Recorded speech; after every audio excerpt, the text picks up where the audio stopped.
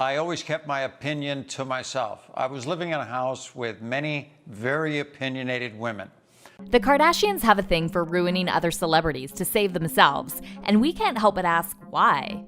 Did Kylie Jenner really leave Travis Scott after Astroworld? What does Kris Jenner have to say about it all? And who else did the Kardashians completely destroy? Kylie's world? I'm sure we've all heard about the tragic Astroworld incident that happened on the 5th of November, 2021. 10 people were killed and hundreds injured at Travis Scott's show, the youngest only being 9 years old. About 50,000 people were attending the show, and about 30 minutes before Travis took the stage, the crowd got more and more packed. One fan said, "All of a sudden, people come pressed up against each other, pushed forward and backward. As the timer got closer, it got worse and worse. I had constant pressure on my chest. I was being squeezed."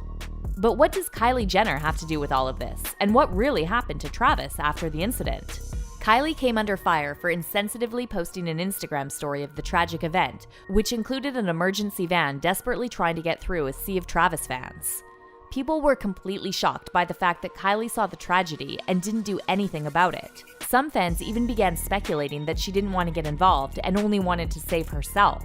An insider told The Sun that halfway through the event, Kylie and Kendall walked past bodies as they were escorted out of the event, with 6 massive bodyguards with them. The source continued, "They kept their heads down and made sure no one saw their faces. One guy got carted out in front of them."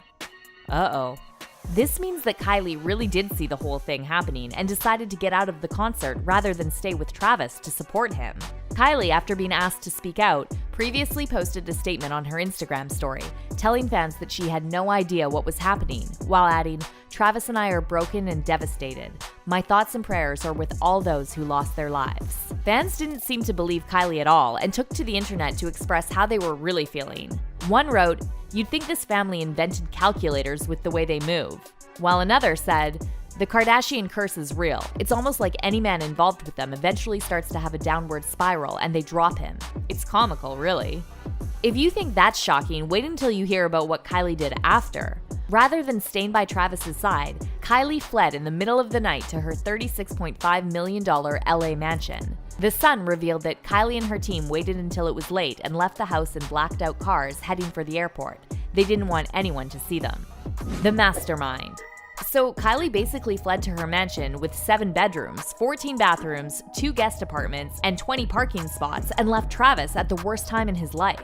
But the question is, why? Fans speculate the mastermind behind it all is Kris Jenner. Sources reported that Kris is extremely worried her business will be affected, as Travis is giving Kylie and the Kardashian clan a bad name.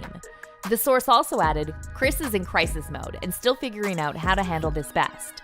The longer Kylie's companies go without being active on social media or promotion, the more sales go down and the less they make from marketing. We're talking potentially millions of dollars in losses." So what was Kylie's solution? To ditch Travis and continue to build her own empire.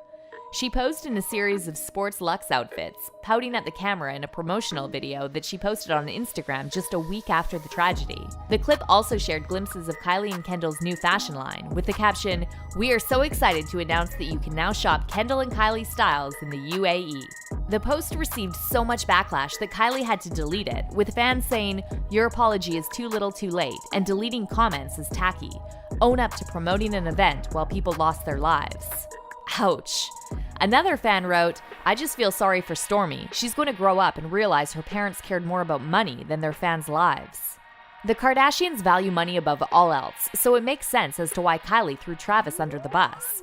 After all, he was fumbling the bag for her. So much so that W Magazine is pulling their faces off the front cover of their magazine, with a source confirming W editors have cleared any planned coverage of Travis and Kylie from their website, but the magazine was already printed, and now they're trying to stop the delivery trucks.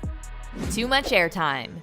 Travis isn't the only victim caught in the Kardashian wheel, but this one, in return, actually managed to make some money off of it. Blac Chyna, after finding out that Kylie took her man, Tyga, decided to date Rob and directly impregnate herself into the Kardashian kingdom, which is very clever.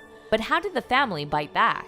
The Kardashians have never really liked Chyna, and seen as Keeping Up with the Kardashians is their show, whoever was tuning in a few years ago was bound to not vibe with Chyna because of the bias.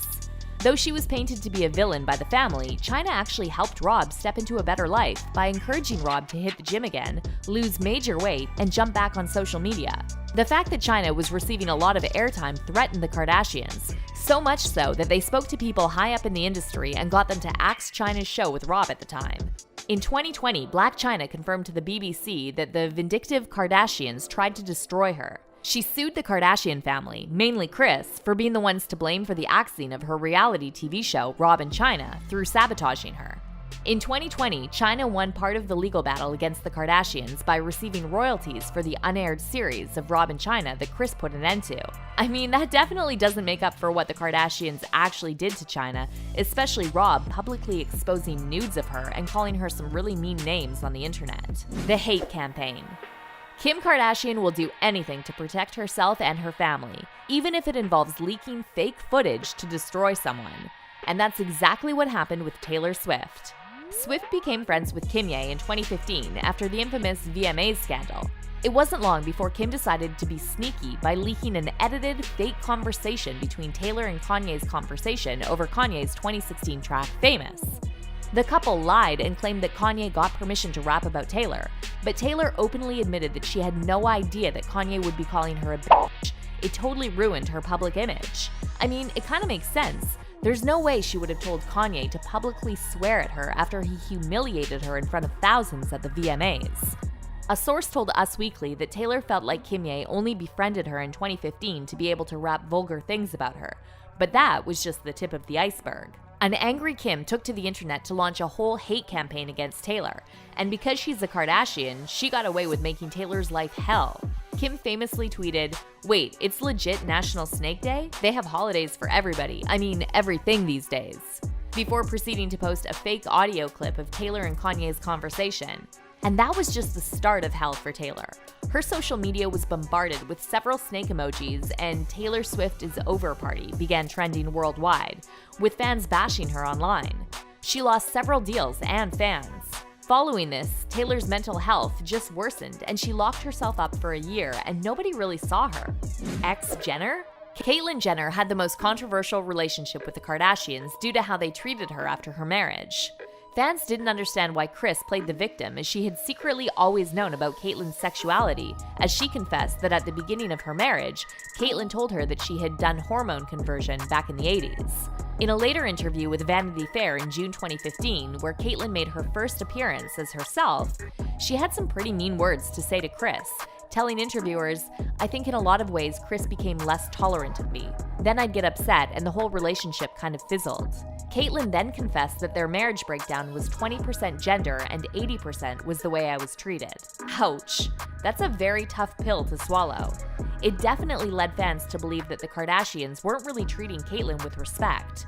And we all know they have a thing for cutting people off. Caitlyn, in an interview with UK personality Piers Morgan, confirmed that she was completely kicked out of the Kardashian empire by saying, "I don't talk about that side of the family. I spent 23 years of my life with those kids. It's difficult to talk about it, terribly sad. I've lost all relationships with them. I haven't talked to Kris in probably a year, Kim probably 9 months, Khloe 2 years. But she wasn't there. And Kourtney, I haven't talked to her either." Oh no. I mean, we're not shocked.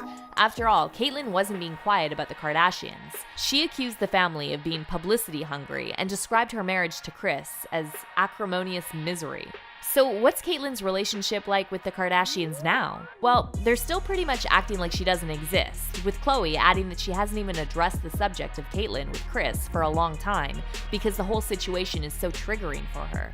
One thing the Kardashians are good at is knowing how to play the game. So Caitlyn actually reached out to Kris for some career advice, even after being kicked out of the family. Kris eventually decided to offer her services, and during a FaceTime call, she began plucking potential career paths out of the sky and suggested that Caitlyn become a YouTuber. Of course, this is to make Kris look good. We don't think she would have offered to help at all if it wasn't publicized for the world to see. Fake stories. We can't talk about destroying people to save yourself without mentioning Larsa Pippen, Kim's first public long-term BFF. At first, this friendship seemed so real, but then again, Kim cuts people off faster than she changes her outfits. In a November 2020 podcast with Hollywood Raw, Larsa spilled all the tea and blamed Kanye for brainwashing Kim. She then went on to confess that the rapper would call her at crazy hours of the night, to the point where she blocked him. Maybe Kim was jealous of the fact that Kanye just wouldn't leave Larsa alone and decided to create fake stories to ruin her reputation. One shocking story accused Larsa of trying to hit on Travis Scott, which she claimed was completely false. Larsa also suggested to interviewers that Kim isn't a loyal friend and always chooses men over her long-term best friends. I mean, we're not shocked to hear this. What are your thoughts on this whole thing? Has Travis Scott officially been kicked out of the Kardashian kingdom? And will Kim ever have a best friend that she won't betray? Leave your comments below. And if you think this news is shocking, just wait until you click on this next video.